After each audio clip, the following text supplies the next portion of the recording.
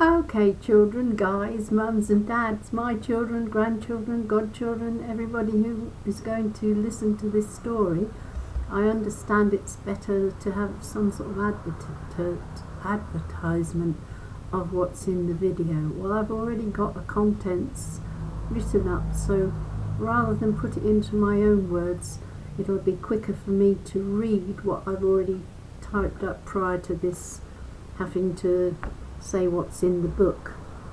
Well, the details of the book, it's by Jonas Jonasson, and it's called The 100-Year-Old Man Who Climbed Out of the Window and Disappeared, translated by Rod Bradbury.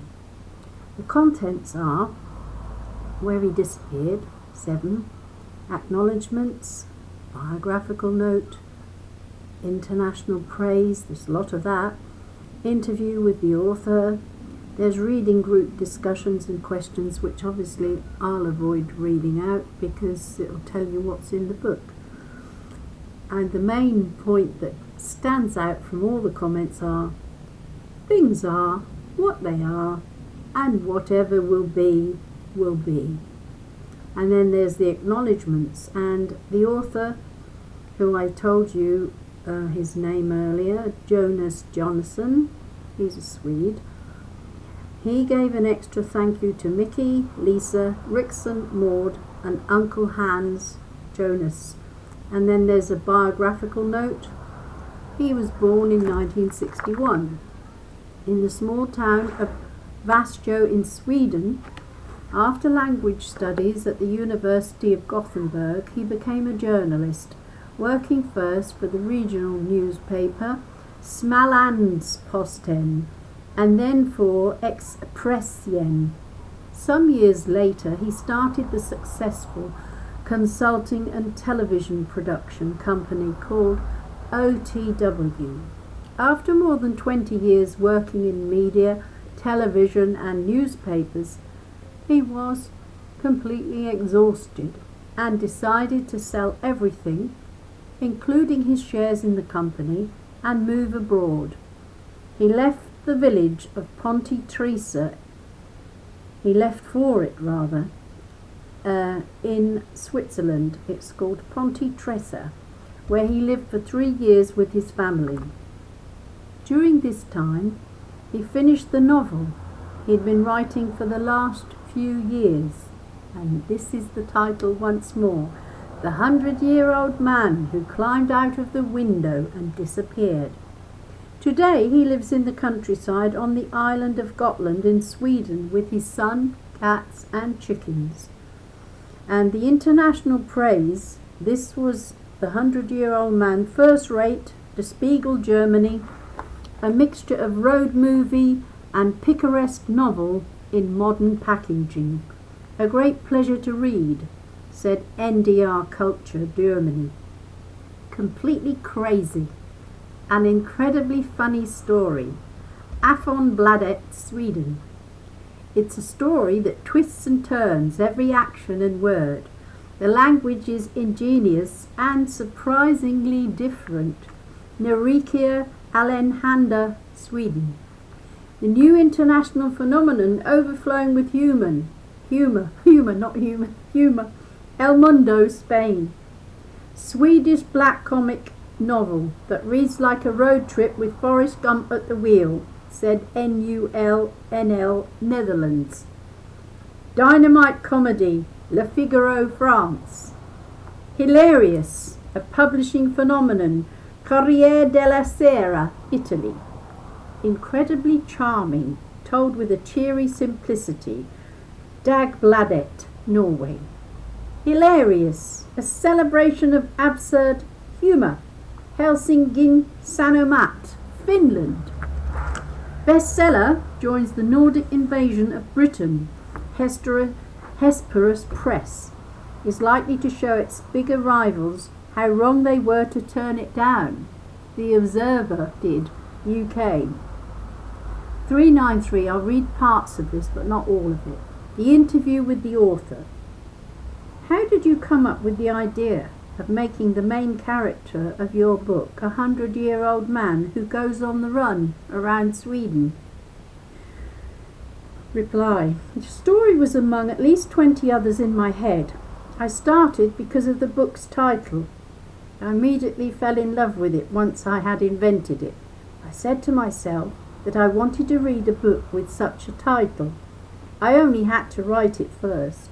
I also needed the main character to be 100 years old, to have lived through the whole of the 20th century, to use him as a guide in the parallel story, along with the road trips in Sweden today. How do you write a book that becomes a best-selling novel is the question.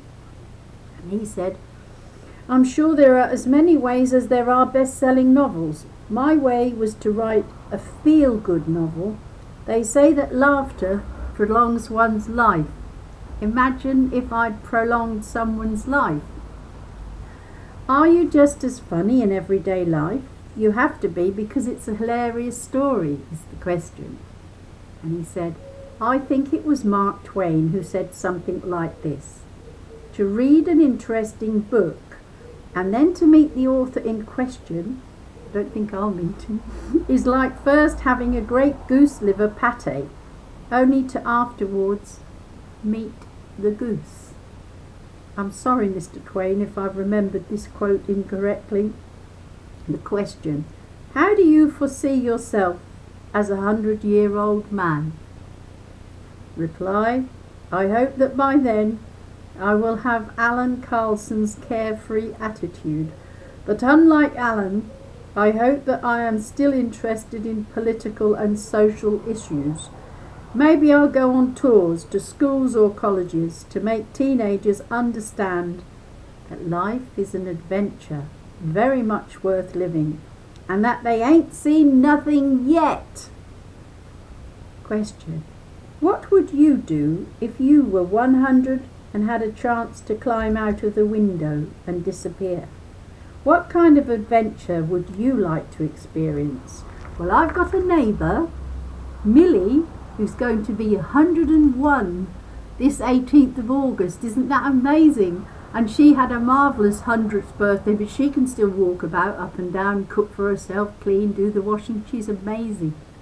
And the other day, she lost her watch and asked me to help find it.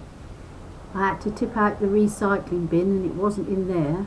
To cut a long story short, it was in her toilet. It had fallen off her wrist.